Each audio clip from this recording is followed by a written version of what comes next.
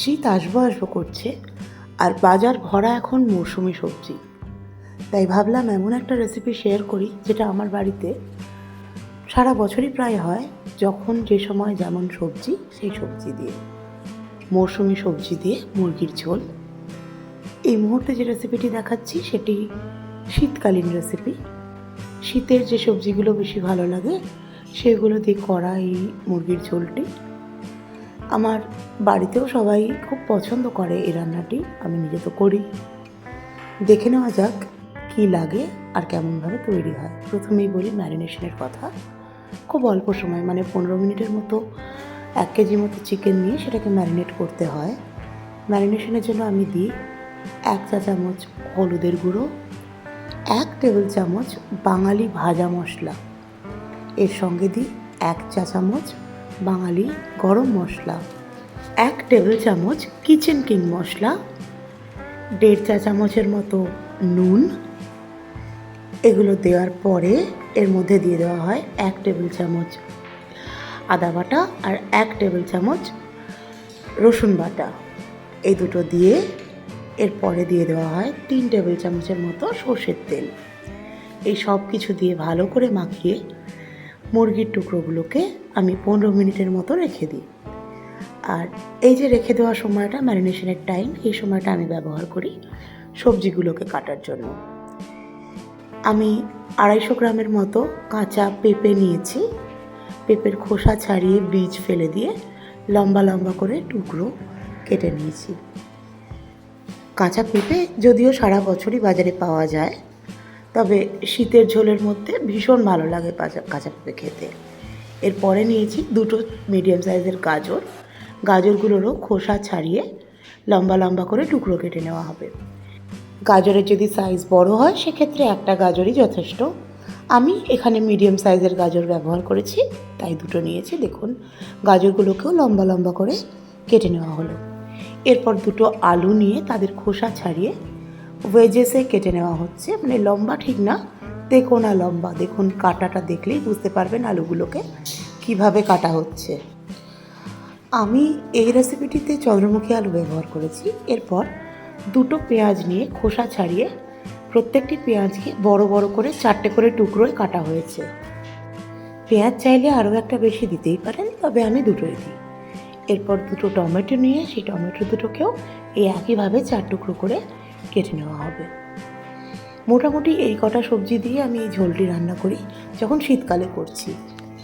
এবার রান্না করার সময় একটা বেশ মোটা গেজের ভেসেল বা একটা প্যান নিয়ে তার মধ্যে 5 টেবিল চামচ সর্ষের তেল গরম করে 4টে শুকনো লঙ্কা, 2 টুকরো দারচিনি, 4টে লবঙ্গ, 2টো ছোটো এলাচ আর 2টো তেজপাতার ফোড়ন দিয়ে এর মধ্যে 1 চা চামচ চিনি দিয়ে চিনিটাকে ক্যারামেলাইজ করে নিতে হবে।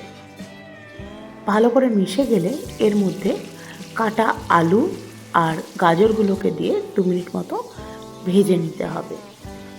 এই দুটো জিনিস বেশ ভাজা ভাজা যখন হয়ে যাবে তখন এর মধ্যে আমরা দেব 1 চা চামচ হলুদের গুঁড়ো আর 1 চা চামচ নুন, একটু কমও দিতে পারেন। এগুলো দিয়ে খুব ভালো করে মিশিয়ে নেবেন। ভালো করে মেশানো হয়ে গেলে এখানে দিয়ে দেওয়া হবে পেঁপের যে টুকরোগুলো আছে, সেগুলো দিয়েও আরও 1 মিনিট মতো রান্না করা হবে। সঙ্গে পেঁয়াজটাও দিয়ে নেবেন। মোটামুটি দুটো মিশিয়ে আরও 1 মিনিট ভাজা হবে। এগুলো ভাজা ভাজা হয়ে যখন যাবে তখন আমরা এর মধ্যে দিয়ে দেব 1/2 টেবিল চামচ করে আদা বাটা আর রসুন বাটা। দিয়ে খুব ভালো করে মিশিয়ে আরও 1 মিনিট মতো রান্না করব, যতক্ষণ না আদা রসুনের কাঁচা যে গন্ধটা আছে সেটা কেটে যাচ্ছে।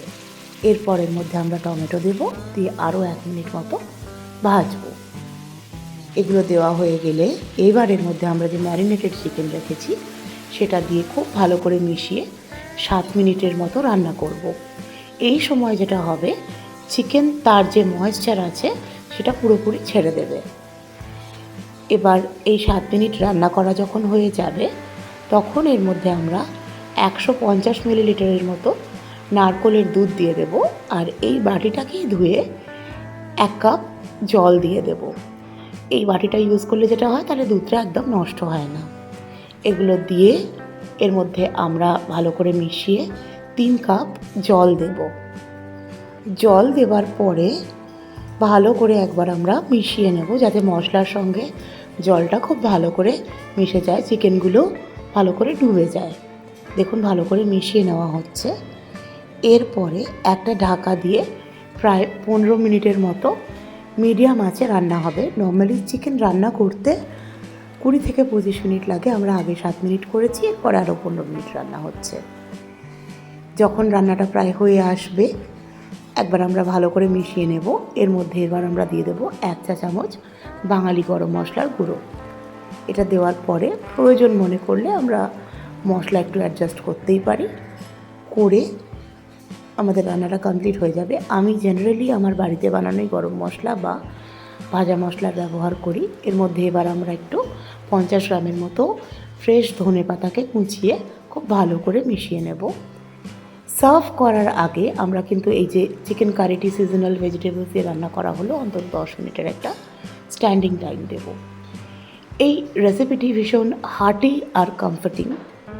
প্লেন ভাত, রুটি, এমনকি ব্রেডের সঙ্গেও ভীষণ ভালো খেতে লাগে। আপনারা বোধহয় অবাক হচ্ছেন আমি এর মধ্যে কোনো লঙ্কার ব্যবহার করিনি। তার কারণ হচ্ছে আমি যে ভাজা মশলা ব্যবহার করেছি তাতে, বা দোকান থেকে কেনা যে কিচেন কিং, দুটোর মধ্যেই লঙ্কা থাকে, তাই আলাদা করে আর দিইনি। তবে আপনাদের যদি মনে হয় আর একটু ঝাল লাগবে একটু লঙ্কা দেবেন। আমি নর্মালি লো সোডিয়াম নুন ব্যবহার করি, তাই জন্য আমার নুনটা একটু বেশি লেগেছে। নুন কিন্তু নিজের মতো অ্যাডজাস্ট করে নেবেন, প্রয়োজন পড়লে কম দেবেন বা বেশি। নুনের কোয়ালিটির উপর এটা অনেকটা নির্ভর করে। শীতের মৌসুমে সবজি দিয়ে এই যে মুরগির ঝোলটি হয়, এটা কিন্তু খুব কমফর্টিং একটা ঝোল। আপনারা জানাবেন আপনাদের রেসিপিটি কেমন লাগলো।